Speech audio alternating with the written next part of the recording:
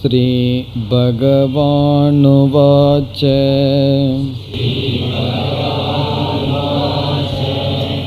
அபயம் சத்வசம்சுத்திஹ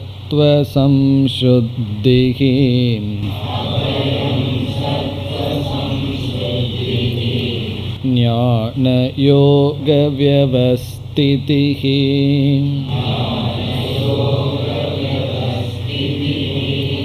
தானம் தமஸ்ச யஜ்ஞஸ்ச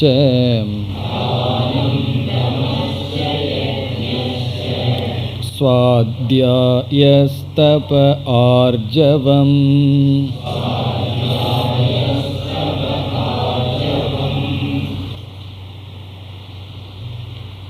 தெய்வீ சம்பத் என்ற தலைப்பில்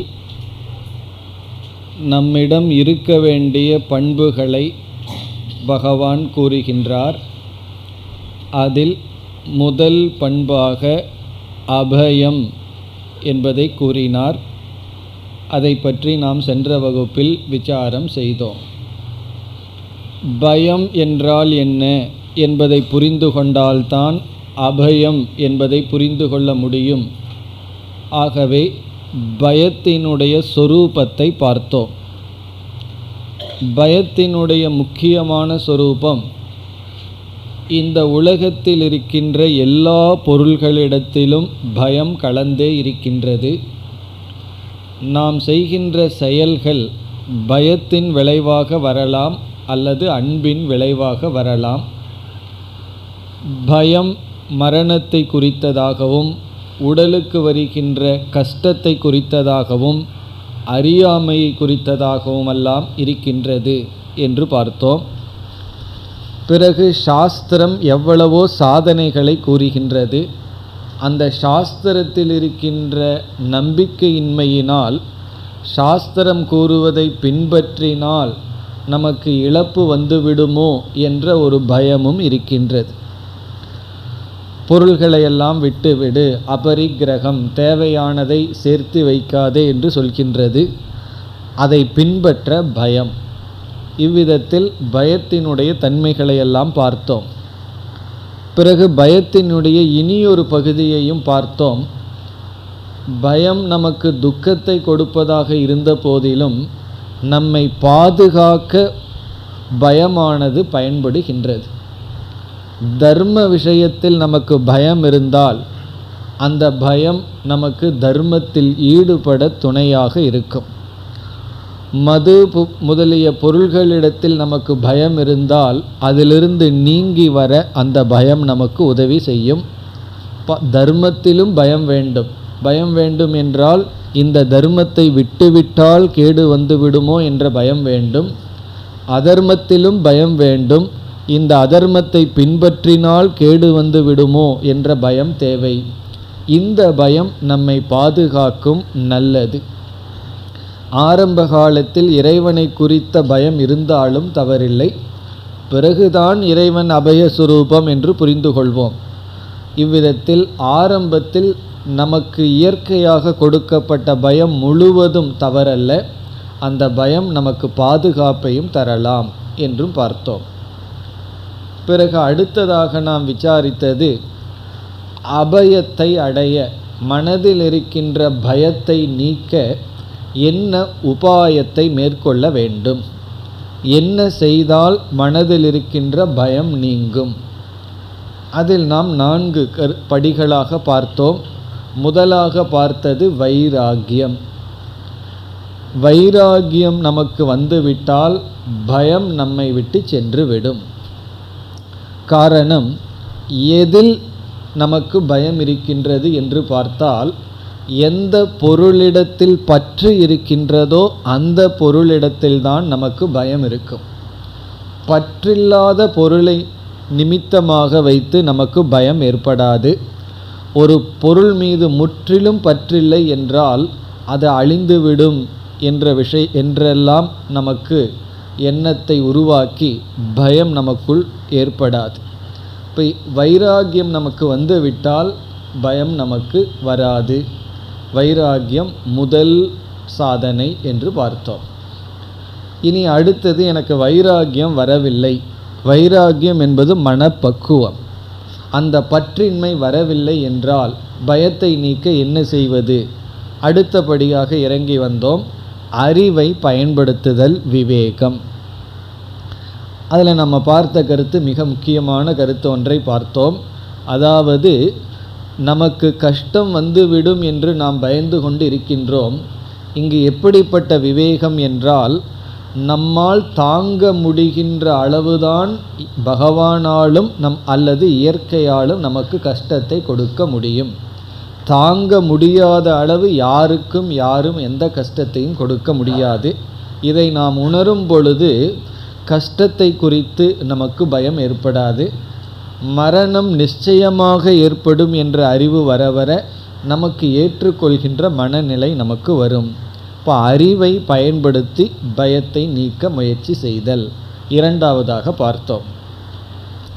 பிறகு மூன்றாவதாக ஒருவர் கூறலாம், எனக்கு அறிவும் சரியாக வேலை செய்வதில்லை, வைராகியத்துக்கும் மனப்பக்குவம் இல்லை, விவேக சக்தியும் இல்லை, அந்த நிலையில் பயத்தை நீக்க என்ன செய்வது? அப்பொழுது நாம் பார்த்தோம் ஸ்ரத்தா. ஸ்ரத்தா என்றால் நம்பிக்கை. இறைவன் மீது நாம் வைக்கின்ற நம்பிக்கை நமக்கு அபயத்தை கொடுக்கும் அல்லது பயத்தை நீக்கும். நம்பிக்கை இருக்கின்ற வரை நமக்கு பயம் இருக்காது. நம்பாத பொழுதுதான் நமக்கு பயம் ஏற்படும். அப்படி நம்பிக்கை அல்லது பகவானிடத்தில் வைக்கின்ற விஸ்வாசம் நமக்கு அபயத்தை கொடுக்கும் அல்லது பயத்தை நீக்கும். பிறகு அதுவும் எனக்கு வரவில்லை என்று சொன்னால், எனக்கு பகவான் மீது நம்பிக்கையும் வரவில்லை, அந்த நிலையில் என்ன செய்வது என்று கேட்கும் பொழுது, அப்பொழுது நாம் இறுதியாக ஒரு சாதனையை பார்த்தோம், அபியாசம் என்ற சாதனையை பார்த்தோம். அபியாசம் என்றால் நாம் முதலில் என்ன செய்ய வேண்டும்? எதை குறித்து நமக்கு பயம் இருக்கின்றது என்பதை பார்க்க வேண்டும். ஒவ்வொருவருக்கும் ஒவ்வொரு விஷயத்தில் பயம் இருக்கும். அந்த பயத்தை எடுத்துக்கொண்டு அந்த பயத்தை சிறிது சிறிதாக அனுபவித்து பழகுதல், அதுதான் அபியாசம். எதில் நம்ம பயப்படுகின்றோமோ அது வராமல் இருக்க வேண்டும் என்று பயத்தை கண்டு பயந்து ஓடக்கூடாது என்று பார்த்தோம். நமக்கு ஒரு விஷயத்தில் பயம் இருக்கின்றது என்றால் அந்த சூழ்நிலைக்குள்ளேயே செல்ல மாட்டேன் என்று இல்லாமல், பயத்தை கண்டு பயம் கொள்ளாமல் அந்த பயத்தை நாமே தேர்ந்தெடுப்பது, அந்த பயத்தை சிறிது சிறிதாக எடுத்து அபியாசம் செய்தல், பயிற்சி செய்தல், அதுதான் இறுதியாக நாம் பார்த்தோம். இவ்விதத்தில் பயம் என்பது சில சமயங்களில் பழக்கத்தால் வந்திருக்கும். பழக்கத்தால் வந்த பயத்தை நாமும் பழக்கத்தாலே சிறிது சிறிதாக நீக்க வேண்டும். இப்படிப்பட்ட பயிற்சியின் மூலம் நாம் பயம் என்கின்ற உணர்வை சிறிது சிறிதாக மனதிலிருந்து நீக்க வேண்டும். இதெல்லாம் இதுவரை நாம் பார்த்து முடித்த கருத்து. இனி அடுத்ததாக நாம் தொடர வேண்டும். அபயம் என்கின்ற சாதனையை நாம் இரண்டாக இப்பொழுது பிரிக்கின்றோம். இதுவரை நாம் பார்த்தது சாதகர்கள் அடைகின்ற அபயம், சாதகர்களாக இருக்கின்ற நாம் அடைகின்ற அபயம் அல்லது பயமின்மை. இந்த இடத்தில் பயமானது மனதில் இருந்து நம்மை தாக்கி சாதனைகளுக்குள் செல்ல முடியாமல் தடையாக இருப்பதெல்லாம் நீங்கிவிடும். இந்த பயம் என்ன செய்கின்றது? சாதனை செய்ய நமக்கு தடையாக இருக்கின்றது. சாதகர்கள் நிலையில் நாம் அடைகின்ற அபயமானது நம்மை சாதனையில் ஈடுபடுத்தும். ஏன்னா வேதாந்த சாதனையில் இருக்கும்போது தனிமையாக இருந்து பழகணும், யாருடைய துணையும் இல்லாமல் இருக்க வேண்டும், எதையும் சாராமல் இருக்க வேண்டும். இதற்கெல்லாம் நமக்கு தைரியம் தேவை, பயமின்மை தேவை. இப்போ இதுவரை நம்ம பார்த்த அபயம் என்பது சாதகர்களால் அடையப்பட வேண்டிய அபயம். அது அவர்களுக்கு சாதனை செய்ய உதவி செய்யும், மனதில் ஒரு அமைதியை கொடுக்கும். அதை கொண்டு மேற்கொண்டு அவர்கள் செய்ய வேண்டிய சாதனையை செய்யலாம். இரண்டாவது அபயம் என்று ஒன்று இருக்கின்றது. அதை சாஸ்திரம் லட்சியமாக கூறுகின்றது, சாத்தியமாக கூறுகின்றது.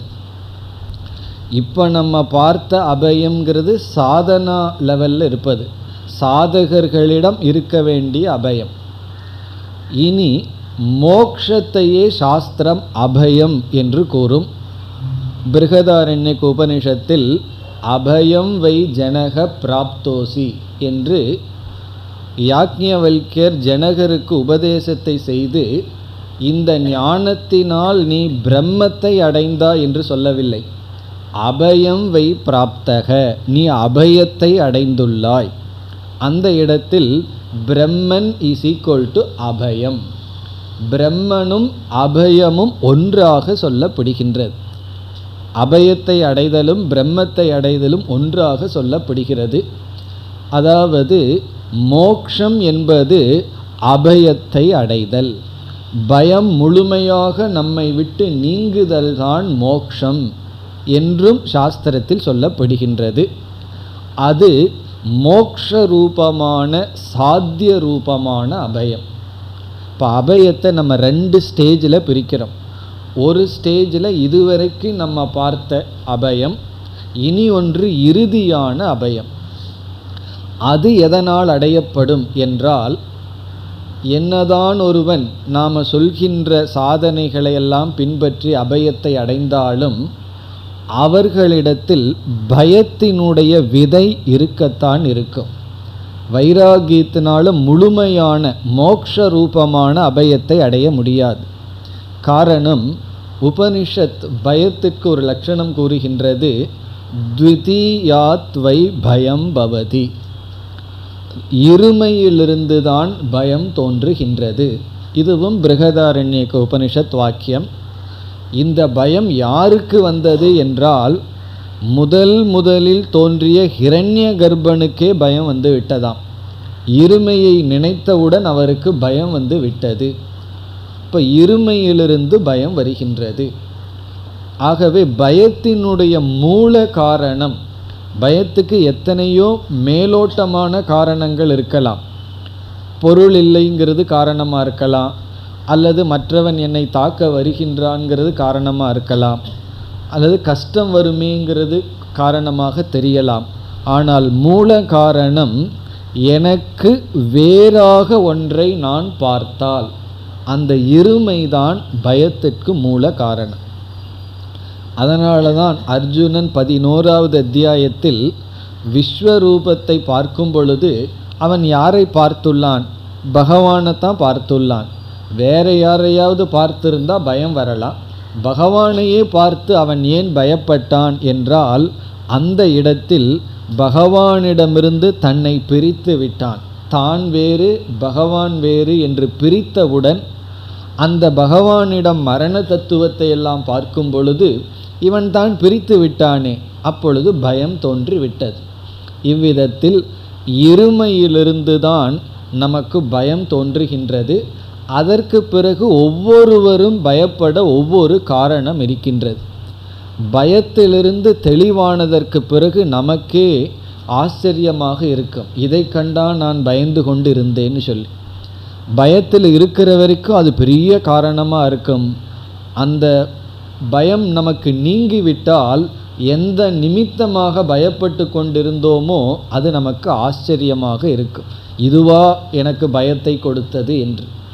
அதெல்லாம் மேலோட்டமான காரணங்கள். ஆனால் உண்மையான காரணம் அல்லது மூல காரணம் இருமை அல்லது துவைதம். துவைதம் என்று சொன்னாலும் கூட துவைதத்தில் இருக்கின்ற சத்தியத்துவ புத்தி, இருமை, தனக்கு வேறாக ஒன்றை உணர்தல் அல்லது பார்த்தல். இப்போ இந்த மூல காரணத்தை நீக்க வேண்டும் என்றால் என்ன வேண்டும்? இருமை என்ற புத்தியை நீக்க வேண்டும் என்றால் அத்வைதம் என்ற ஞானம் நமக்கு வர வேண்டும். இரண்டு அற்ற ஒரே ஒரு பொருள்தான் இருக்கின்றது. ஒரே ஒரு பொருள் மட்டும் இருந்தால் அந்த பொருளை யார் நாசப்படுத்த முடியும்? அந்த பொருள் எதை கண்டு பயப்பட வேண்டும்? ஆகவே அங்கு பயத்துக்கு இடமே இல்லை. இப்போ இறுதியான அபயம் ஆத்ம ஞானத்தினால் தான் அடையப்படும். இப்போ ஆத்ம ஞானத்தில் துவைதத்தை நிஷேதம் செய்து அடைகின்ற அபயம் ஒன்று. அதற்கு முன் நாம் இப்பொழுது பார்த்த சில சாதனைகள் மூலமாக அபயத்தை அடைதல் ஒரு ஸ்டேஜ். இப்போ கர்மயோகத்தில் நம்ம மனதை தூய்மைப்படுத்துகின்றோம், அது ஒரு ஸ்டேஜ். ஞானத்தினாலேயும் தூய்மை ஆகின்றோம். ஞான பூதாகா என்று பகவான் கூறுவார். ஞானத்தினால் தூய்மைப்படுத்தப்பட்டவர்கள், தூய்மை ஆனவர்கள். அதற்கு உதாகரணம் எப்படி என்றால், நம்ம வீட்டில் வேலைக்காரங்கிட்ட என்ன சொல்கிறோம், வீட்டில் இருக்கிற சில பொருள்களை எல்லாம் தூய்மைப்படுத்தி வை, வீட்டை தூய்மைப்படுத்தி வைன்ட்டு போயிடுறோம். சில பொருள்களை எல்லாம் வீட்டிலிருந்து எடுத்து எறிய வேண்டியது இருக்குது. ஆனால் நம்ம தூய்மைப்படுத்துன்ட்டு போகிறோம். அந்த வேலைக்காரன் என்ன பண்ணியிருக்கான், சில பொருள்களெல்லாம் வீட்லேயே இருக்கக்கூடாது, எடுத்து வெளியேறிய வேண்டிய பொருள்கள், அதையும் தூய்மைப்படுத்தி உள்ளே வச்சுருக்கான். எல்லா பொருளையும் தூய்மைப்படுத்தி உள்ளே வச்சுருக்கான். அது ஒரு விதமான தூய்மை. அந்த பொருள் அப்படியே இருக்குது, ஆனால் தூய்மையாக இருக்குது. பிறகு நம்ம வந்த உடனே என்ன பண்ணுறோம், வீட்டை தூய்மைப்படுத்தணும்னு அந்த பொருளையே எடுத்து வெளியே எரிஞ்சிடுறோம். அது இரண்டாவது விதமான தூய்மை. அதே போல் அந்த கரணத்தை வச்சுட்டு அந்த கரணத்தை தூய்மைப்படுத்துறது ஒரு ஸ்டேஜ். ஞானம் என்ன செய்கின்றது தெரியுமோ, அந்த கரணத்தையே தூக்கி வெளியெறிஞ்சிரு. மனதுனே ஒன்று, நீ அல்ல, மனமே நீ அல்ல என்று சொன்னவுடன் நான் அல்லாத ஒன்றை எடுத்துட்டு நான் அதில் என்ன செய்ய வேண்டியது இருக்கின்றது. அதே போல் பயத்துக்கான காரணத்தை உள்ளே வச்சுட்டு நாம் மேலோட்டமாக அபயத்தை அடைகிறது ஒரு ஸ்டேஜ். அதைத்தான் இங்கு தெய்வீ சம்பத் என்று பகவான் குறிப்பிட்டுள்ளார். அபயம் என்று ஆரம்பிக்கும் பொழுது மோட்சத்தை கூறவில்லை, சாதனையினுடைய நிலையை பகவான் கூறியுள்ளார். பிறகு மோட்சத்தை அடைகின்ற அபயம் என்பது ஆத்ம ஞானத்தினால் அடையப்படுகின்ற அபயம். அப்பொழுதுதான் முழுமையான அபயத்தை அடைவோம். எது நமக்கு பயத்தை சாதாரணமாக கொடுக்குமோ அதுவாகவே நாம் மாறிவிட்டால் அப்பொழுது நம்மை பயப்படுத்த யாரும் இல்லை என்று அத்வைத ஞானத்தினால் அடையப்படுகின்ற அபயம் மோட்சம். அந்த ஞானத்தை அடைய நம்மை தயார் செய்து கொள்ள மனதில் இருக்கின்ற பயங்களையெல்லாம் நீக்குதல் ஒரு ஸ்டேஜ். இப்போ இந்த இடத்துல ஒரு விளக்க ஆசிரியர் என்ன சொன்னார், சாஸ்திரம் உபதேசிக்கின்ற கருத்தில் பயமின்மை என்று சொன்னார். ஏகாக்கித்துவமாக இருத்தல். பிறகு சாஸ்திரம் சில பொருள்களை எல்லாம் தியாகம் செய், தேன தியக்தேன புஞ்சிதாகான்னு உபனிஷத் கூறுகின்றது. நீ உன்னை தியாகத்தினால் காப்பாற்றிக்கொள்னு சொல்லுது. நம்ம என்ன நினச்சிட்ருக்கோம், பொருளினால தான் நம்மை காப்பாற்றி கொள்ள முடியும் என்று பொருளை சேகரித்து வைக்கின்றோம். சாஸ்திரம் நீ உன்னை காப்பாற்றிக்கணுன்னா பொருளை விட வேண்டும். விட வேண்டும்ங்கிறது ஸ்தூலமாக விடுறதோ மனசில் இருக்கிறத பற்ற விடுறதோ அது எப்படி இருந்தாலும் பொருளை விட வேண்டும்னு சாஸ்திரம் சொல்கின்றது. நமக்கு பயம் விடும். ஏதோ உபனிஷத் படித்து இந்த அதிக பிரசங்கித்தனமாக இருக்கிறதையும் விட்டுட்டு என்னுடைய கதி என்ன ஆகுமோ, நான் ஏமாந்து விடுவேனோ என சுற்றி இருக்கிறவங்களாம் நல்லா அட்வைஸ் பண்ணிடுவாங்க. நீ அதையெல்லாம் படித்து ஏமாந்துடாதேன்னு சொல்லுவார்கள். அல்லது அவர் சொல்கிறத கேட்டு ஏமாந்துடாத அப்படின்னு சொல்லி விடுவார்கள். அப்படி ஒரு பயம், சாஸ்திரத்துக்குள்ளே போகிறதுக்கே நமக்கு ஒரு பயம். அந்த பயமின்மை என்று இந்த இடத்திற்கு தகுந்தாற்போல் ஒரு பொருள் கூறப்பட்டுள்ளது. அல்லது பொதுவாக மனதில் வருகின்ற ஒரு பயம். அந்த பயமின்மை, பயமின்மையினுடைய பலன் மனசாந்தி, மனம் அமைதியாக இருக்கும். மனம் அமைதியாக இருக்கும் பொழுது நாம் மற்ற சாதனைகளில் பிரவர்த்திக்க முடியும். இப்போ இங்கே அபயத்தினுடைய பலன் மற்ற சாதனைகளுக்குள் செல்ல முடியும். சிரவணம், மனனம், நிதித்தியாசனம்ங்கிற சாதனைக்குள் செல்ல இந்த அபயம் நமக்கு துணை புரியும். அப்பொழுதும் கூட பயத்தினுடைய விதை நமக்குள் இருக்கும். அது ஆத்ம ஞானத்தினால் நீக்கப்படும். எப்படி வைராகியத்தையும் நம்ம பார்த்தோம் 15வது அத்தியாயத்தில். அசங்க சஸ்திரேன திருடேன சித்துவா. அசங்கம்ங்கிற வைராகியத்தின் துணை கொண்டு சம்சாரத்தை பலகீனப்படுத்த வேண்டும். பிறகு ஆத்ம ஞானத்தினால் சம்சாரத்தினுடைய வேரை நீக்குகின்றோம்னு பார்த்தோம். அதே போல பயமும் சம்சாரம், அதையும் நாம் வைராகியம் முதலிய சாதனைகளினால் பயத்தை பலகீனப்படுத்துகின்றோம். பிறகு ஆத்ம ஞானத்தினால் அபயம் என்ற லட்சியத்தை அடைகின்றோம், அபயம் என்ற மோட்சத்தை அடைகின்றோம். இப்போ மோக்ஷங்கிறது அபய பிராப்தி. மோட்சத்தை விதவிதமாக வர்ணிக்கலாம். முழுமையான மன அமைதி மோட்சம்னு சொல்லலாம், அல்லது இங்கு சொல்வது போல் அபயம், பயமின்மை மோட்சம். இங்கு சாதனையைத்தான் பகவான் கூறியுள்ளார். சாத்தியமாகவும் எடுத்துக்கொண்டால் வேறு விதத்தில் பொருள் பார்க்க வேண்டும். அது ஆத்ம ஞானத்தினால்தான் சாத்தியமான அபயத்தை அடைய முடியும். இத்துடன் நம்முடைய முதல் அபயம் என்கின்ற பண்பை பற்றிய விசாரம் முடிவடைகின்றது. இனி நாம் அடுத்த பண்புக்கு செல்ல வேண்டும். இந்த 3 ஸ்லோகங்களில் பகவான் 26 பண்புகளை தெய்வீ சம்பத் என்ற தலைப்பில் குறிப்பிட்டிருக்கின்றார். இதில் நாம் 13வது அத்தியாயத்தில் பார்த்த பண்புகளை விரிவாக பார்க்க மாட்டோம். அங்கு பார்க்காத பண்புகளை விரிவாக பார்க்க போகின்றோம். இதில் முதல் ஸ்லோகத்தில் முதல் பண்பு முடிவடைகின்றது. இனி அடுத்த பண்புக்கு செல்லலாம். அடுத்தது சத்துவ சம்சுத்திகி. சத்துவ சம்சுத்திகி. சத்துவம் என்றால் இங்கு மனம் என்று பொருள். அந்த கரணம், சத்துவம் என்றால் மனம். சம்சுத்திகி என்றால் தூய்மை. சத்துவ சம்சுத்திகி என்றால் மன தூய்மை, மனதினுடைய தூய்மை அல்லது சித்த சுத்தி. அந்த சுத்திக்கு பகவான் சம்னு ஒரு வார்த்தை போட்டிருக்கார். சம் என்றால் நன்றாக, சம்சுத்திகி என்றால் சுத்திகி, சித்த சுத்திகி, மன தூய்மை. இந்த பண்பை அல்லது இந்த வார்த்தைக்கு நாம் 2 விதத்தில் பொருள் பார்க்கலாம். முதல் பொருள் இப்பொழுது பார்க்கின்றோம். பிறகு இதற்கு 2வது பொருளும் உண்டு. முதல் பொருள் என்னவென்றால், இந்த சொல் சாமான்யமாக எல்லா தெய்வீ சம்பத்தையும் குறிக்கின்றது.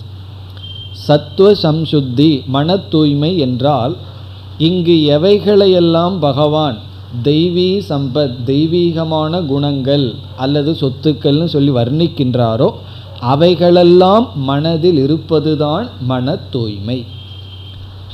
பயமில்லாமல் இருப்பது மன தூய்மை.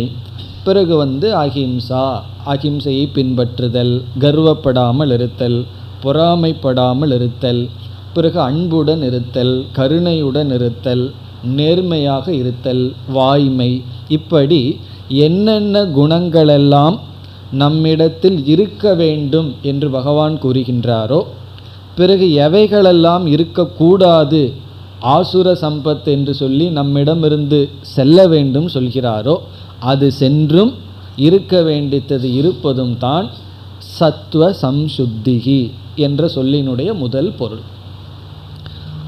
ஆகவே இந்த 2வது பண்பு எதை குறிக்கின்றது என்றால், குறிப்பாக எதையும் குறிப்பதில்லை.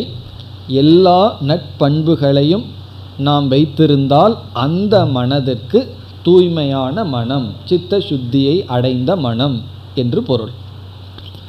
இது முதல் பொருள். ஆனால் இது இங்கு அவ்வளவு பொருந்தாது. காரணம், ஏற்கனவே பகவான் சொல்ல போகின்றார். ஆகவே சாமான்யமான அர்த்தத்தை விட்டு நாம் 2வதாக விசேஷமான அர்த்தத்தை எடுத்துக்கொள்ள போகின்றோம். அது 2வதாக பார்க்க போகின்ற பொருள். இப்போ முதல் பொருளை பார்த்தோம்னா சாமான்யமான நற்குணங்கள், நற்பண்புகள். இந்த நற்பண்புகளை தான் ஆந்தர சௌச்சம் என்று நாம் பார்த்துள்ளோம். 13வது அத்தியாயத்தில் சௌச்சம் என்று ஒரு பண்பை பகவான் சொன்னார். சௌச்சம்னா தூய்மை. அதை நம்ம 2ஆக பிரிக்கின்றோம், பாஹ்யம் ஆந்தரம். பாஹ்யம்னா வெளியே தூய்மையாக வைத்திருத்தல். நாம் எந்த இடத்துல இருக்கின்றோம் அந்த இடத்தை, சுற்றுப்புற சூழ்நிலைகளை தூய்மையாக வைத்தல். ஆந்தர சௌச்சம்னா மனதை தூய்மையாக வைத்தல். நாம் மனதுக்கு தூய்மைக்கு அவ்வளவு முக்கியத்துவம் கொடுப்பதில்லை. காரணம் அது அவ்வளவு சுலபமாக யாருக்கும் தெரியறதில்லை.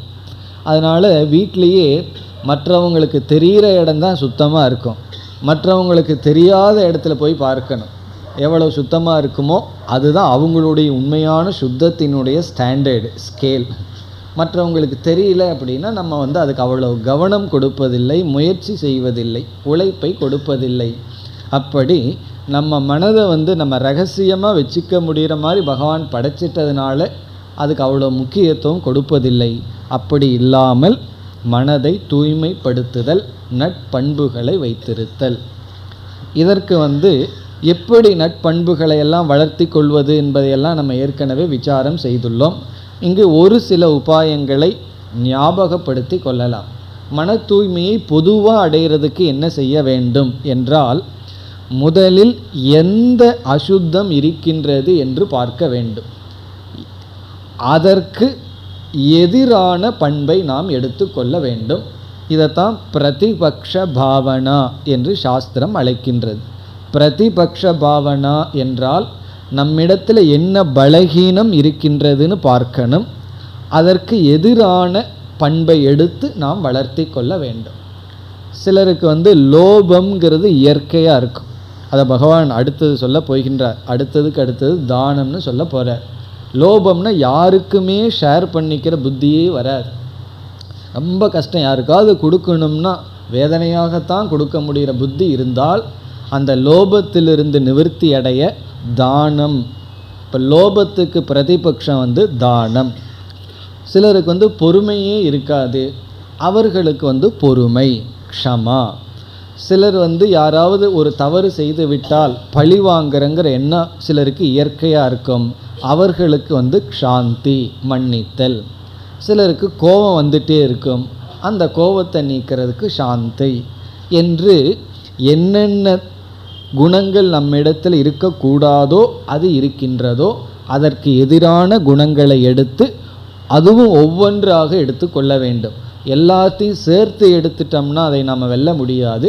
ஒவ்வொன்றாக எடுத்து பயிற்சி செய்ய வேண்டும். பிறகு இந்த குண மாற்றம்ங்கிறது சாதாரணமாக நிகழக்கூடிய விஷயம் அல்ல. எவ்வளவு பொருளை வேண்டுமானாலும் சம்பாதிச்சிடலாம், ஆனால் நம்மளுடைய குணத்தை மாற்றுறதுங்கிறது மிக மிக கடினம். இப்போ கடினமான ஒன்றுக்கு நம்மிடத்தில் இருக்கிற சக்தி போதாதுன்னு என்ன செய்யணும்? வியாபாரத்தில் பணம் பத்தலைன்னா போய் கடன் வாங்கிறது போல், லோன் வாங்கிறது போல், நம்ம இடத்துல சக்தி பத்தவில்லைன்னு சொன்னால் வேற எங்காவது இருந்து அந்த சக்தியை பெற வேண்டும். அதற்குத்தான் பகவான் இடையில் அடிக்கடி என்ன சொல்லுவார்? பக்தி என்ற சாதனையை கூறுவார். இப்போ பகவானிடம் சரணடைதல், குண மாற்றத்திற்கு பக்தி மிக முக்கியமான ஒரு சாதனை. பிறகு நம்ம ஏற்கனவே பார்த்த சத்சங்கம், சூழ்நிலை நம்மை உருவாக்கும். ஏன்னா எல்லா சூழ்நிலையிலும் நாமாக இருக்கின்ற சக்தியை அடையும் வரை அந்த சூழ்நிலையை நாடி செல்ல வேண்டும். சத்சங்கம்ங்கிறது சான்றோர்களினுடைய இணக்கம் அல்லது அவர்களுடைய புஸ்தகத்தை படித்தல், அப்படிப்பட்ட சூழ்நிலையை உருவாக்கி கொள்ளுதல். இப்படிப்பட்ட சாதனைகளை எல்லாம் நம்ம பின்பற்றி, இது ஒரு பெரிய லிஸ்ட்டே நம்ம பார்த்துருக்கோம் 13வது அத்தியாயத்தினுடைய ஆரம்பத்தில், அதாவது வேல்யூவை அறிமுகப்படுத்தும் பொழுது பார்த்துள்ளோம். அதெல்லாம் மனதில் வைத்து கொண்டு மன தூய்மையை அடைதல், இது சாமானியமான முதல் பொருள். ஆனால் நாம் இப்பொழுது இரண்டாவது பொருளுக்கு செல்லலாம். அதுதான் அதிகமாக இங்கு பொருந்தி வரும். இரண்டாவது பொருள் என்னவென்றால், அதுவும் ஒரு விளக்காசிரியர் மிக அழகாக விளக்குகின்றார்கள். சத்துவ சம்சுத்தி என்றால் நம்முடைய விவகாரத்தில், டிரான்சாக்ஷனில், விவகாரேஷு பரவஞ்சன அபாவக அப்படின்னு சொல்கிறார். நம்முடைய விவகாரம் தூய்மையாக இருத்தல், நம்முடைய டிரான்சாக்ஷன், மற்றவங்களோட நம்ம வச்சிருக்கிற டிரான்சாக்ஷன் விவகாரம் இருக்கே, அதில் வஞ்சனை இல்லாமல் இருத்தல். இது குறிப்பிட்ட பொருள். இந்த இடத்துல சத்துவ சம்சுத்திங்கிறதுக்கு குறிப்பிட்ட பொருள் விசேஷமான அர்த்தம் வஞ்சனை செய்யாமல் இருத்தல், மற்றவர்களை வஞ்சிக்காமல் இருத்தல். விவகாரத்தில் க்ளீனாக சுத்தமாக இருக்கிறதுன்னு அர்த்தம். மற்றவர்களை வஞ்சிப்பதுன்னா என்ன அர்த்தம்? அதாவது அவர்களிடத்தில் ஒரு விதத்தில் அணுகிறது, பிறகு வேறு விதமாக நம்ம இருக்கிறது, வேறு விதமாக நம்மை மாற்றி கொள்ளுதல், ஏமாற்றி விடுதல், நம்பிக்கை துரோகம் செய்தல் தான் வஞ்சனைங்கிறது. இந்த நம்பிக்கை துரோகம் செய்யாமல் இருத்தல். ஒருவர்கிட்ட நம்ம உங்கள் வீட்டுக்கு நான் வாடகைக்கு வர்றேன்ட்டு போவோம். அப்போ நம்ம பேசுகிற பேச்சு, நம்ம நடத்தைகளெல்லாம் ஒரு மாதிரியாக இருக்கும். வீட்டுக்குள்ளே போன உடனே மாறி போயிடும். ஏன்னா அதுக்கு மேலே அவர்னால் ஒன்றும் பண்ண முடியாதல்ல. அப்போது ரெண்ட்டுக்கு போகிறதுக்கு முன்னாடி நம்ம ஒரு மாதிரி வச்சுக்கிறது, எதை வேண்டுமானாலும் விற்று கொடுத்துட்றேன்னு சொல்லி கடன் வாங்கிறதுக்கு முன்னாடி ஒரு மாதிரி நம்மையே காட்டிக்கொள்வோம். கடன் கிடைத்ததற்கு பிறகு ஆள் மாறியாச்சு. அந்த காலத்தில் கடன்பட்டார் நெஞ்சம் போல் கலங்கினானே இலங்கை வேந்தன்னு சொல்லி யார் எழுதினார்? கம்பர் எழுதினார். ராமபிரான் நீ இன்று போய் நாளை வான்னு சொன்ன உடனே ராவணன் எப்படி கலங்கினானா? கடன் வாங்கினவங்க நெஞ்சம் போல கடங்கினானா. இன்னைக்கு கம்பர் எப்படி சொல்லுவார்? உங்களுக்கே தெரியும். கடன் கொடுத்தார் நெஞ்சம் போல் கலங்கினான்னு இன்றைக்கி அவர் எழுதியிருப்பார். இருந்திருந்தால் இன்றைக்கி நடக்கிற ஃபைனான்ஸ் கம்பெனியை பார்த்துருந்தாருன்னா அவர் அப்படி எழுதியிருப்பார். காரணம் என்னென்னா அந்தளவுக்கு சென்சிட்டிவிட்டி போயாச்சு. கடன் வாங்கிட்டால் நம்ம மேலே அது ஒரு பழுவு போல் உணரணும். இப்போ கடன் கொடுத்தவங்க தான் அந்த பழுவை போல் உணர்கிறார்கள். கடன் வாங்கினவங்களுக்கு அந்த பழு தெரிவதில்லை. அதுதான் வஞ்சனை, ஏமாற்றுதல், நம்பிக்கை துரோகம் என்று சொல்வது. ஒருவரை நம்ம நம்பி வந்தார்கள் அல்லது நம்ம நம்பிக்கைக்கு உரியவர்களாக அவர்களிடம் காட்டிக்கொண்டு பிறகு அவர்களை ஏமாற்றி விடுதல். இந்த டிரான்சாக்ஷன் விவகாரத்தில் பொய்மை அப்படி இல்லாமல் இருத்தல், இந்த வஞ்சனைன்னு நம்ம சொல்வது. அதுதான் இங்கு விளக்காசிரியர் கூறுகிறார்கள். பரவஞ்சன அபாவம், பரிவர்ஜனம், மற்றவர்களை ஏமாற்றாமல் இருத்தல். நாம் எப்படி இருக்கிறோங்கிறத மறைச்சு அவர்களுக்கு முன்னாடி வேறு விதமாக காட்டுறது, இந்த இம்ப்ரெஸ் பண்ணுறதுன்னெல்லாம் சொல்கிறோம் அல்லவா, அப்படியெல்லாம் செய்து ஆனால் உள்ள வேற ஆள், அவர்கிட்ட நம்ம வேற ஆளாக காட்டிக்கொள்வது, அப்படி இல்லாமல் இருத்தல். அப்புறம் சில பேர் சில விஷயங்களை நம்பிக்கையோடு நம்மிடம் சொல்லி இருப்பார்கள். ரகசியத்தையெல்லாம் சில பேர் ஏமாந்து அது அவங்க செய்கிற தப்பு, ஆனாலும் ஷேர் பண்ணிக்கணுமேன்னு சொல்லி விடுவார்கள். அதைய நமக்கு சாதகமாக இருக்கும் பொழுது பயன்படுத்தி விடுதல், அதை நம்ம என்றும் செய்யக்கூடாது. ஒருவர் நம்மை நம்பி ஒரு பொருளை கொடுத்துட்டு போனாலோ அல்லது ஒரு விஷயத்தை பகிர்ந்து கொண்டாலோ எந்த நிலையிலும் நம்ம அதை அவர்களுக்கு காட்டி கொடுக்கிறதோ அல்லது துரோகம் செய்வதோ கூடாது. சுதந்திரத்துக்கு போராடும்போது எத்தனையோ பேர் காட்டி கொடுத்து கொண்டெல்லாம் இருந்தார்கள் அல்லவா, அதுதான் வஞ்சனைன்னு சொல்கிறது. ஏமாற்றுதல், நம்பிக்கை துரோகம் செய்தல், அப்படி இல்லாமல் இருத்தல் சத்துவ சம்சுத்திகி. இது விசேஷமான பொருள். இந்த இடத்தில் யாரையும் ஏமாற்றாமல் இருத்தல். நம்மிடத்தில் ஒருவர் நம்பி வந்துட்டா, அவர் அப்படி நம்பி வந்துள்ளாரே அந்த நம்பிக்கையை நாம் மதிக்க வேண்டும். அப்படி நம்மிடத்தில் நம்பி வந்துள்ளார்னு நினச்சி பெருமைப்படணும். அவங்கள நம்ம ஏமாற்றக்கூடாது. இந்த அட்வான்டேஜ் எடுத்துக்கிறதுன்னு சொல்வார்கள், அவர்களை நாம் பயன்படுத்துதல். நம் மீது வைக்கின்ற நம்பிக்கையை நம்ம நமக்கு சாதகமாக பயன்படுத்துதல், அவர்களை ஏமாற்றுதல், அவர்களிடத்தில் நாம் ஒரு விதமாக காட்டி ஒரு விதமாக நடந்து கொள்ளுதல், இப்படியெல்லாம் இல்லாமல் இருத்தல் சத்துவ சம்சுத்திகி. இது இரண்டாவது வேல்யூ. இதுக்கு சாதாரணமான பொருள் முன்ன பார்த்தது, நம்மிடத்தில் இருக்க வேண்டிய நற்குணங்கள், மன தூய்மை. விசேஷமான பொருள் வஞ்சனை செய்யாமல் இருத்தல், யாரையும் ஏமாற்றாமல் இருத்தல். இனி அடுத்த பண்புக்கு செல்லலாம். மூன்றாவது, ஞான யோக வியவஸ்திதிஹி. ஞான யோக வியவஸ்திதிஹி.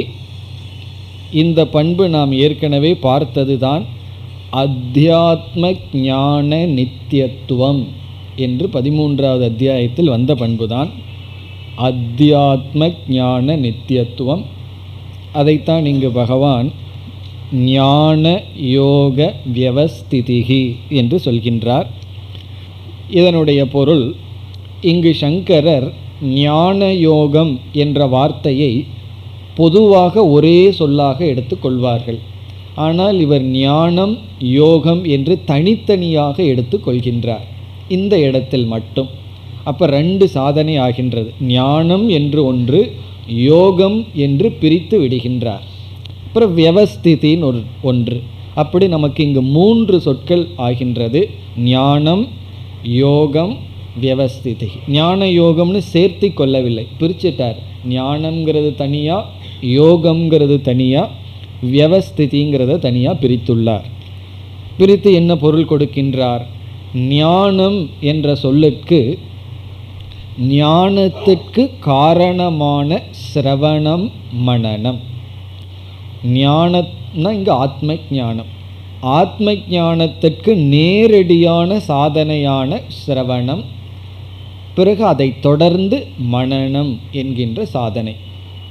அதற்கு அவர் லட்சணம் சொல்லும் பொழுது சாஸ்திர ஆச்சாரியதக, சாஸ்திரத்தின் துணை கொண்டும் ஆசிரியரினுடைய துணை கொண்டும் ஆத்ம தத்துவ பதார்த்த அவகதிகி.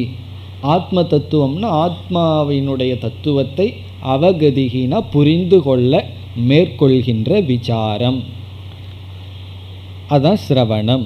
இப்போ சிரவணம் என்று சொல்லும் பொழுதே கேட்டல். கேட்டல்னா எதை கேட்டல்? சாஸ்திரத்தை கேட்டல். இங்கு குறிப்பாக உபனிஷத் சாஸ்திரத்தை கேட்டல். எப்படி கேட்டல்னு சொன்னாவே ஆசிரியர் மூலமாகத்தான் கேட்க முடியும். இப்போ ஆசிரியர் மூலமாக சாஸ்திரத்தை கேட்டல்.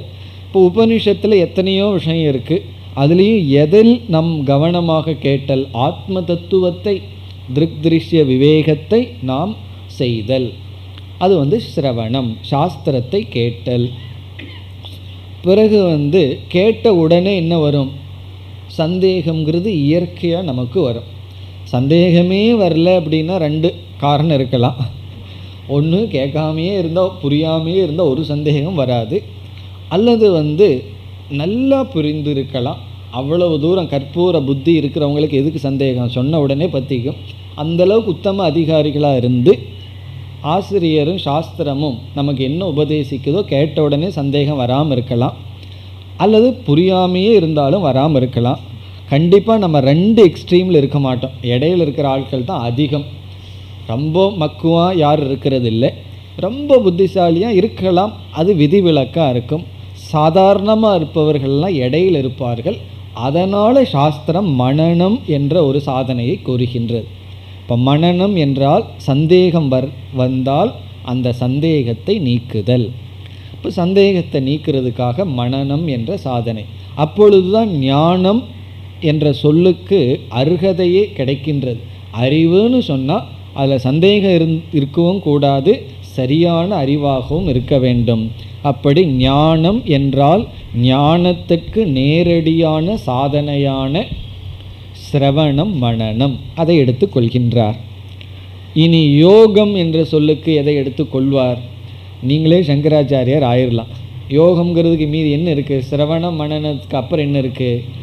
நிதித்தியாசனம்ங்கிற சாதனையை எடுத்துக்கொள்கின்றார்.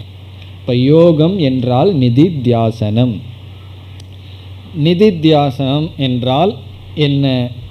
ஞான நிஷ்டையடைய மேற்கொள்கின்ற தியானம். தியானம்ங்கிற சொல் பொதுவான சொல். அந்த தியானம்ங்கிற சொல் ஞானத்தை, அதாவது தியானத்தில் ஞானம் விஷயமாக இருந்தால், அத்வைத பிரம்மன், நிர்குண பிரம்மன் தியானத்துக்கு விஷயமாக பொருளாக இருந்தால் அந்த தியானத்துக்கு நிதித்தியாசனம் என்று பெயர். இந்த நிதித்தியாசனத்தில் விரதம் ரொம்ப முக்கியம், அதாவது பத்தியம் ரொம்ப முக்கியம். ஞான யோகத்தில் இருக்கும் பொழுது ஒரு சாதகன் எந்த அளவுக்கு சமம் தமம் முதலிய சாதனைகளை பின்பற்றி சிரவணத்தை மேற்கொண்டானோ. ஏன்னா சிரவணம் பண்ணும் பொழுது மனம் சிதறடியாமல், போகத்தில் ஈர்க்கப்படாமல் இருக்க வேண்டும். அப்போ என்ன தவம் செய்து சிரவணம் மனனம் பண்ணானோ அதே தவத்துடன் நிதித்தியாசனம் செய்ய வேண்டும். அதை விட சற்று அதிகமாக செய்ய வேண்டும். எந்த விதத்திலையும் மனதை சிதறடையாமல் ஏகாகிரதையா, மனதை நன்கு ஒருமுகப்படுத்தி. இங்கே 2 உபாயம் சொல்கிறார். ஏகாகிரதையா இந்திரியாதி உபரமேன, இந்திரியங்களை எல்லாம் விஷயங்களிலிருந்து விலக்கி கொண்டு தற்காலிகமாக, பிறகு மனதை முழுமையாக ஒருமுகப்படுத்தி அறிவில் இருந்து பழகுதல். எந்த அறிவை அடைஞ்சிருக்கிறோமோ அதை பிடிச்சு வச்சுக்கணும். இல்லைன்னா நம்ம விட்டு எவ்வளோ வேகமாக வந்ததோ அவ்வளோ வேகமாக ஓடி போயிடும். பந்து போல், பந்துவை எரிஞ்சோம்னா அது எவ்வளோ வேகமாக போகுதோ அவ்வளோ வேகமாக திரும்புறது போல் ஞானம் உள்ளே வந்துட்டு மேலே நம்மை விட்டு போயிடும். இப்படி போகாமல் பிடித்து இருத்தி வைத்து பழகுதல், அது யோகம்.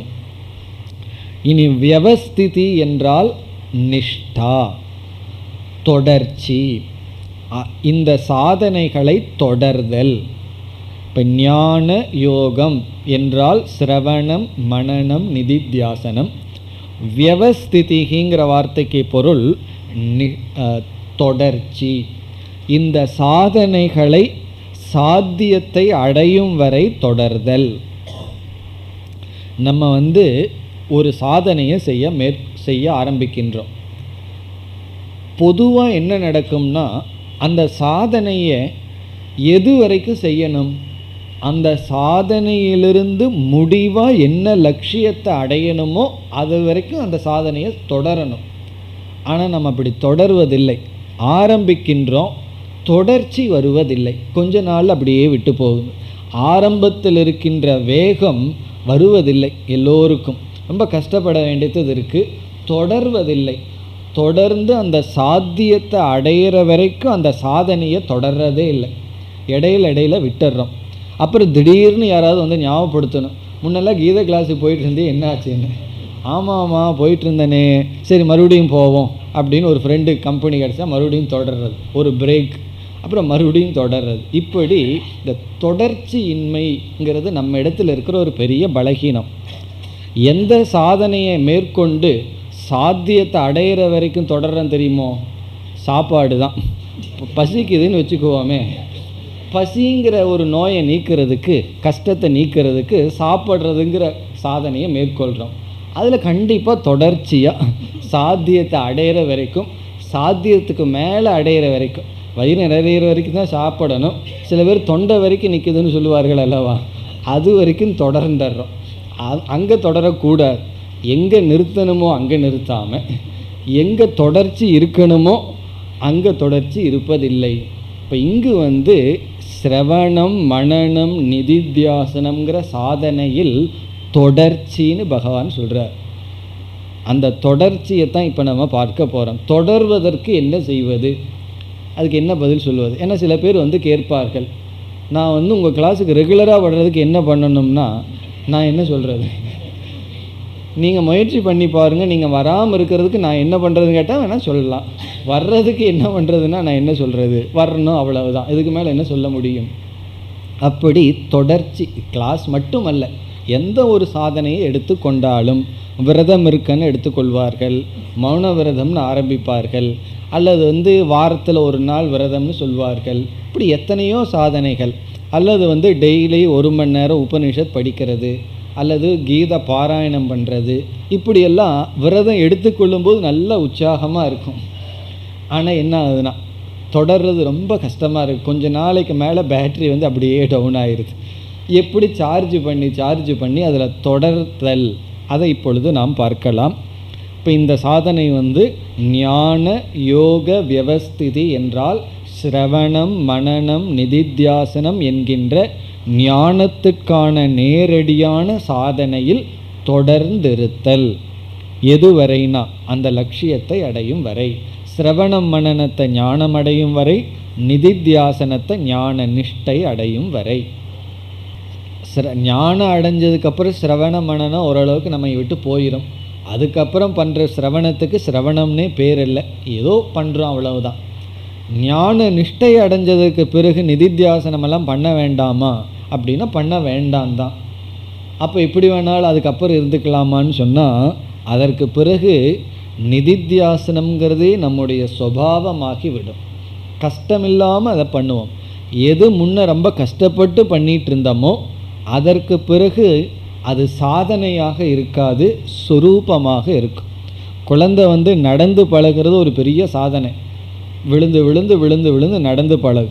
நடந்ததற்கு பிறகு நடத்தல்ங்கிறது ஒரு இயற்கையாக இருப்பது. அதுக்காக ஒரு அதிக கஷ்டம் அல்லது நடக்கிறமே என்ற ஒரு சாதனையாக அதுக்கு தெரியாது. அப்படி நிதித்தியாசனம் நிஷ்டை அடையும் பொழுது சுபாவமாக இருக்கு. இப்போ நம்ம இந்த இடத்துல சிந்திக்க வேண்டிய அடுத்த விசாரம், எப்படி தொடர்தல், இந்த தொடர்ச்சியை கொண்டு வர்றதுக்கு என்ன செய்வது, அதுக்கான சில கருத்துக்களை சில டிப்ஸை பார்க்கலாம். தொடர்றது தொடராதது நம்மகிட்ட இருக்கிறது தான். இருந்தாலும் நமக்கு ஒரு அறிவு தேவைப்படுது. ஒரு விஷயத்தில் தொடரணும்னா என்ன செய்தல், அல்லது ஏது நம்மை ஒன்றில் தொடர வைக்கும், அந்த தொடர்ச்சி எதில் நமக்கு, அல்லது அது தொடர்ச்சிக்கு காரணம் என்ன.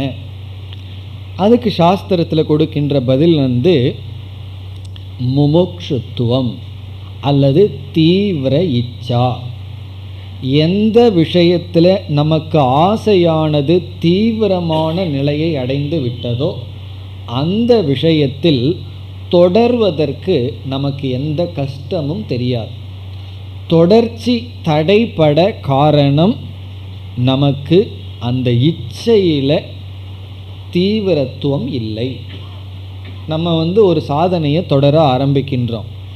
நல்லதுக்கு தான் தடைகளே வரும், தவறானதுக்கும் தடைகளே வராது. நீங்கள் காலையில் 8 மணி வரைக்கும் தூங்குறதுக்கு தடையே இருக்காது. ஆனால் 5 மணிக்கு எந்திரிக்கணும்னா தான் தடை இருக்கும். அப்படி நல்ல விஷயத்துக்கு தான் தடைகள் எல்லாம் வரும். தடைகள் வந்த உடனே தடைகள் நமக்கு எவ்வளவு தூரம் பெருசாக தெரியுது சின்னதாக தெரியுதுங்கிறது தடைகளினுடைய சொரூபத்தில் அல்ல, நம்முடைய இச்சையினுடைய அடிப்படையில். இதுதான் ரகசியமே. நமக்கு ஒரு ஒன்று அப்டக்கிளாக தடையாக தெரியுதுன்னா அது எவ்வளவு பெருசாக அந்த தடை இருக்குங்கிறது நம்முடைய லட்சியத்தில் இருக்கின்ற இச்சையை பொறுத்து. அந்த ஆசை தீவிரமாக இருந்ததுன்னு வச்சுக்குவோமே, பிறகு எதுவுமே தடை அல்ல. நம்மெல்லாம் ஞானத்தை நம்ம வீடுக்குள்ளே விழுகுது, இருந்தாலும் நம்ம வேண்டான்னு தள்ளி விட்டுட்ருக்கோம். இந்த சாஸ்திரத்தை கேட்குறது அதற்கான வாய்ப்பெல்லாம் எப்படி இருக்குன்னா, ஒருவர் சொன்னார், நாங்கள் வீட்டிலேருந்து வர்றதுக்கு ரோடை கிராஸ் பண்ணாமல் வரலாம், அந்த மாதிரி கிடச்சிருக்குன்னு சொன்னார். அப்படி நமக்கு வீடு தேடி வந்திருக்கு. சங்கரெல்லாம் என்ன பண்ணார்னா, அவருடைய குருவை தேடுறதுக்கு எவ்வளவோ தூரம் நடந்து போனார். கேரளாலேருந்து கோதாவரிக்கு போகணும்னா எவ்வளோ தூரம் கடினப்பட்டு சென்றார்கள். அது அவர்களுக்கு கடினமாக தெரியவில்லை. காரணம் என்னன்னா, அந்த முமுக்ஷுத்துவம் தீவிரத்துவம் இருந்தது.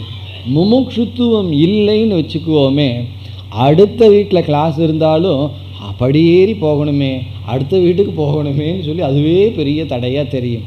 இப்போ எவ்வளவு தூரம் நமக்கு தடை பெருசாக தெரியுதுங்கிறது நம்முடைய இச்சையை பொறுத்தது. ஆகவே நம்ம தடையை நீக்கிறதுக்கு பொதுவாக என்ன செய்யலாம், இச்சையை வளர்த்தி கொள்ள வேண்டும்.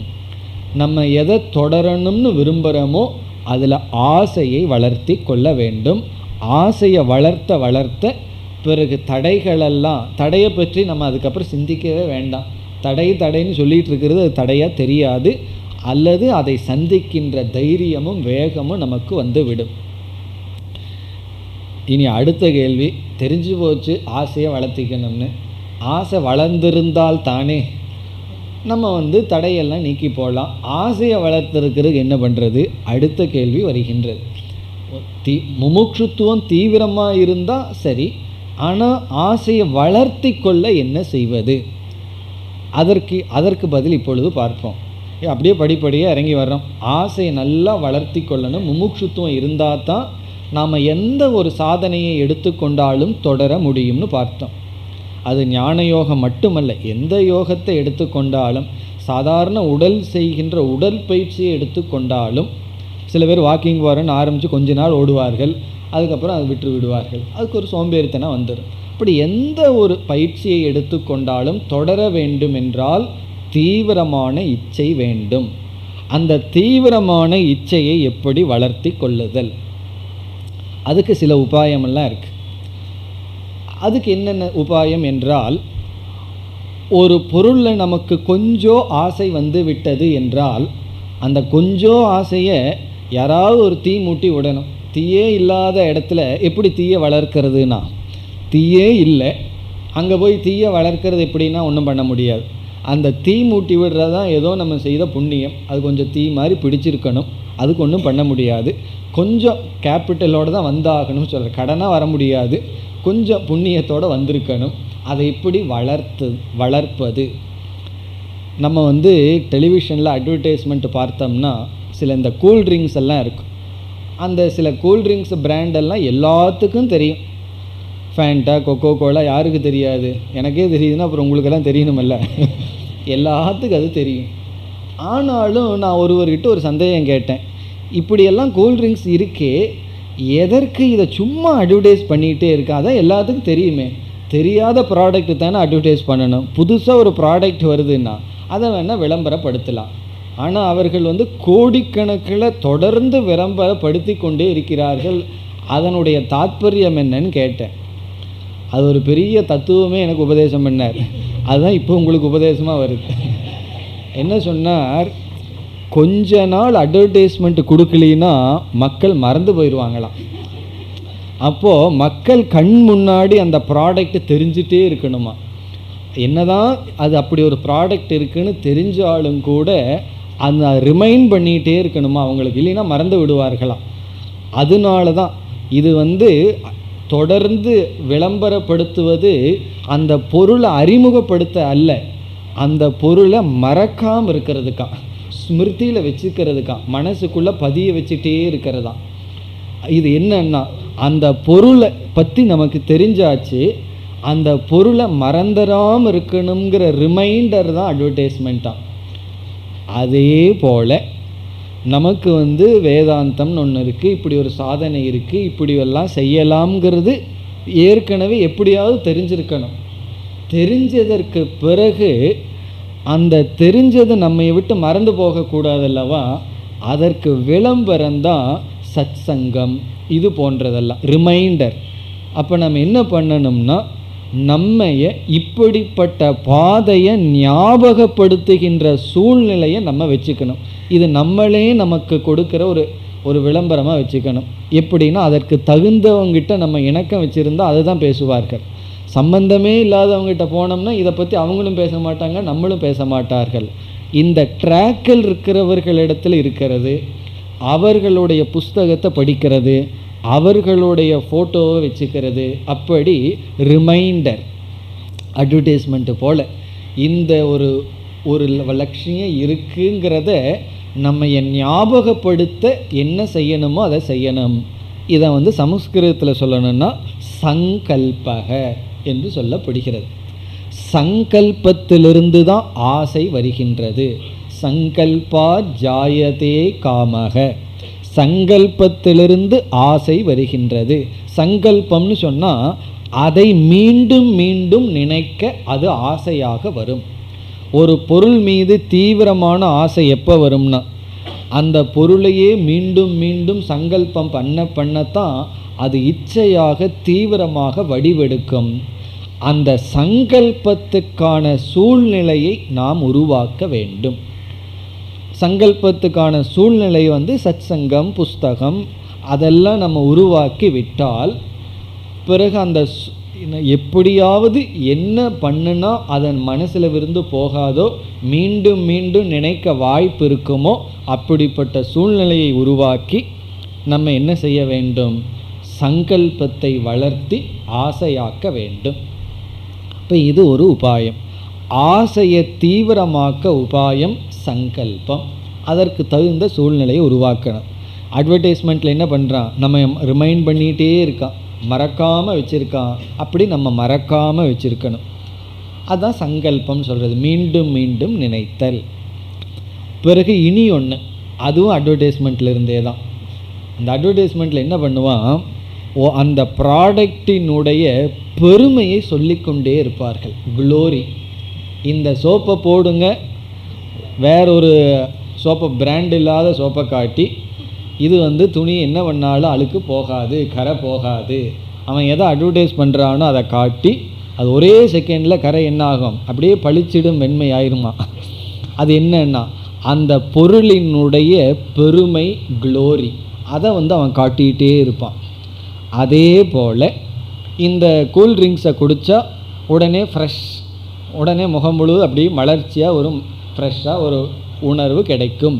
இது எதுன்னா அந்த பொருளினுடைய மேன்மை அல்லது பெருமை. இப்போ இங்கே என்ன பண்ணுறோம், இதை பகவான் ஏற்கனவே சொல்லியிருக்கார், தத்துவ ஞான அர்த்த தர்சனம்னு சொல்லியிருக்கார். இந்த ஞானத்தினால் அல்லது இந்த சாதனைகளினால் வருகின்ற பிரயோஜனத்தை நாம் பார்த்து கொண்டே இருத்தல். தத்துவ ஞான அர்த்தம்னா பிரயோஜன அனுதர்சனம், பிரயோஜனத்தை பார்த்துட்டே இருக்கணும். இப்படி நம்ம ஒரு தார்மீகமான வாழ்க்கையை மேற்கொண்டு அல்லது இப்படிப்பட்ட சாதனைகளில் நம்ம ஈடுபடுத்தி கொண்டால் அதனால் என்ன பலன் வரும் என்று பலனை நாம் பார்த்து கொண்டே ரிமைண்ட் பண்ணிகிட்டே இருக்கிறது. அந்த பலனை நினைக்க நினைக்க நமக்கு ஆர்வம் கூடும்.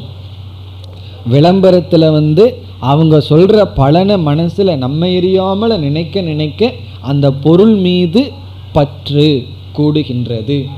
அதே போல இந்த ஞானத்தில் அல்லது மோட்சத்தில் நாம் செய்கின்ற சாதனைகளினால் வருகின்ற பலனை நினைத்து கொண்டே இருக்கணும். அடிக்கடி அதை நினச்சிட்டே இருக்கணும். அது உபனிஷத்து தான் அடிக்கடி கூறிக்கொண்டே இருக்கும். கீதையிலையும் பகவான் அடிக்கடி பலனை ஏன் சொல்கிறார் என்றால் அப்பொழுது தான் அந்த சாதனையில் நமக்கு ஈடுபாடு வரும், இச்சை நமக்கு வரும், தொடர்ச்சி நமக்கு கிடைக்கும். அப்போ பிரயோஜன தியானம் இதுவே ஒரு தியானமாக பண்ணியிருக்கணும். நம்ம ஏற்கனவே படிச்சிருக்கோம். தத்துவ ஞான அர்த்த தர்சனம், தர்சனம்னா அனுதர்சனம், மீண்டும் மீண்டும் இதனுடைய பலனை மனதிற்குள் கொண்டு வருதல், இதனுடைய பிரயோஜனத்தை நாம் நினைத்து நினைத்து பார்த்தல். ஸோ இப்படிப்பட்ட உபாயங்களை கொண்டு நம்ம என்ன செய்யணும், இப்படி நினச்சி பார்க்குறது விவேகம். பிறகு அபியாசம், எது சங்கல்பங்கிறது. இப்போ விவேகத்தினாலும் அபியாசத்தினாலும் ஆசையை நாம் வளர்த்தினால், ஆசை தீவிரம் அடைய அடைய நாம் தொடர்ந்து சாதனையில் ஈடுபட முடியும். அந்த தொடர்ச்சி ஆசையை பொறுத்தது. ஆசையை வளர்க்க விவேகம், சங்கல்பம், இது போன்ற சாதனைகளை நாம் பின்பற்ற வேண்டும். இதோடு இந்த சாதனையும் முடிவடைகின்றது. இப்போ இது வரைக்கும் நம்ம முதல் ஸ்லோகத்தில் முதல் வரியில் உள்ள 3 சாதனைகளை பார்த்தோம். அபயம், சத்துவ சம்சுத்திகி, ஞான யோக வியவஸ்திதிகி. இதில் சிரவணம், மனனம், நிதித்தியாசனத்துக்கெல்லாம் விளக்கம் சொல்லலையேன்னு கேட்கக்கூடாது. தெரிஞ்சே சொல்லலை, மறந்து விடவில்லை. ஏன்னா இதை ஏற்கனவே நம்ம பார்த்துருக்கோம். அத்தியாத்ம ஞான நித்தியத்துவங்கிற இடத்துல அதை பார்த்துட்டோம். ஆனால் அங்கே தொடர்ச்சிங்கிற விஷயத்தை நம்ம அங்கே விளக்கமாக பார்க்கவில்லை. அதனால் அதை மட்டும் இங்கே நம்ம பார்த்தோம். ஏன்னா வியவஸ்திதிங்கிற வார்த்தையை பகவான் இங்கே போட்டிருக்கார். இந்த ஞான யோகத்தில் தொடர்தல், ஞான யோகம் மட்டுமல்ல, அது கர்மயோகமாக இருக்கலாம், தியானமாக இருக்கலாம், எல்லா சாதனைகளிலும் தொடர்ந்து இருத்தல் இங்கு ஒரு பண்பாக பகவான் கூறுகின்றார். அடுத்த வகுப்பில் நாம் அடுத்த சாதனையை பார்ப்போம். ஓம் பூர்ணமத பூர்ணமிதம் பூர்ணாத் பூர்ணமுதச்யதே பூர்ணஸ்ய பூர்ணமாதாய பூர்ணமேவாவசிஷ்யதே. ஓம் சாந்தி சாந்தி சாந்தி.